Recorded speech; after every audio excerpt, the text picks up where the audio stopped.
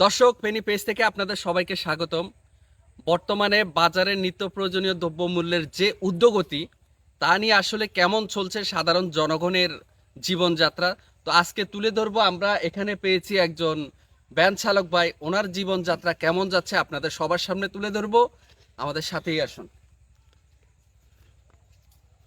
তো আমরা চলে আসছি এই ভ্যান চালক ভাইয়ের কাছে, আমরা তার মুখ থেকে শুনবো আসলে ওনার জীবনযাত্রা কেমন যাচ্ছে। ভাই কেমন আছেন? আলহামদুলিল্লাহ ভালো আছি। তো আপনি যে এই উদ্যোগতির বাজারে এখন এই ভ্যান গাড়ি চালিয়ে কত টাকা ইনকাম করেন প্রতিদিন?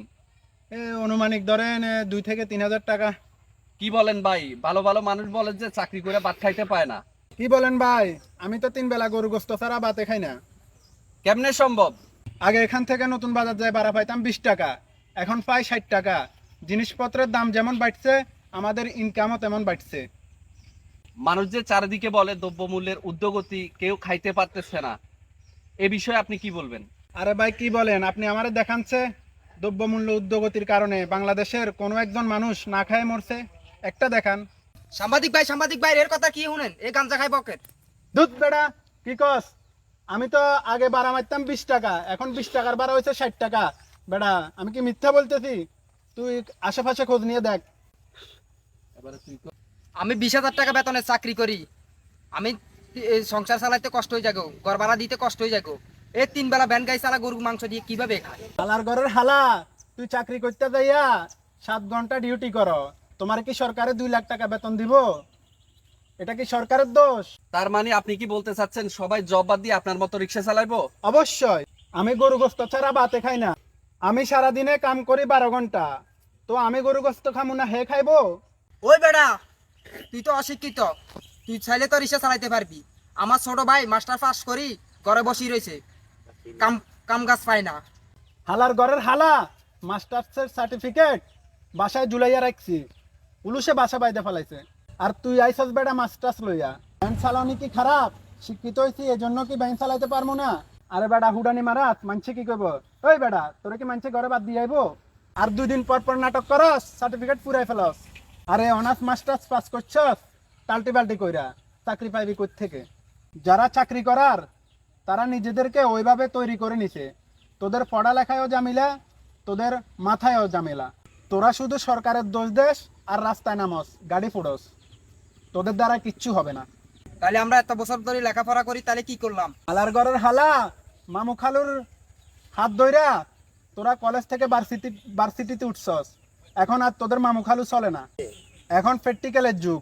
তোদের মামু খালু খায় না বেটা, গতর খাড়ায় কামলা দিয়া খা, তাইলে ভালো থাকতে পারবি। আমার মতো আমার মতো হতে শিখ, তাইলেই ভালো থাকবি। হালার ঘরের হালা, তোরা সার্টিফিকেট জোড়াইছস শুধু বিয়ের সময় মেয়ের বাবাদের দেখানোর জন্য। আমি গ্রাজুয়েট পাস করছি, ওইসব গ্রাজুয়েট খায় না বর্তমান মার্কেটে, বুঝছস? তোর বাইরে বেকার বইয়া না থাইকা আমার মতো এরকম একটা ব্যান্ড গায় নেওয়ার জন্য তুই প্রতিদিন 3 বেলা গরু মাংস দিয়ে ভাত খাইতে পারবি এবং কি আমার মতো বিন্দাস লাইফ কাটাবি। গাড়ি চলে না চলে না চলে না হারে, গাড়ি চলে না। আরে বেটা, আমিও তোদের মতো ছিলাম। তোরা জানোস না বর্তমানে সরকারি কর্মসংস্থান ব্যাংক থেকে লোন দেয় বেকার যুবকদেরকে। তোরাও ওইখানে যাইয়া লোন নিয়া আমার মতো একটা ব্যান গাড়ি লইয়া ব্যান গাড়ি চালা, সুখে শান্তিতে দিন কাটা। তো দর্শক, আপনারা এতক্ষণ ধরে দুজনের কথা শুনলেন, একজন শিক্ষিত আর একজনকে আমরা না জেনে ভ্যান গাড়ির ড্রাইভার বলেছি।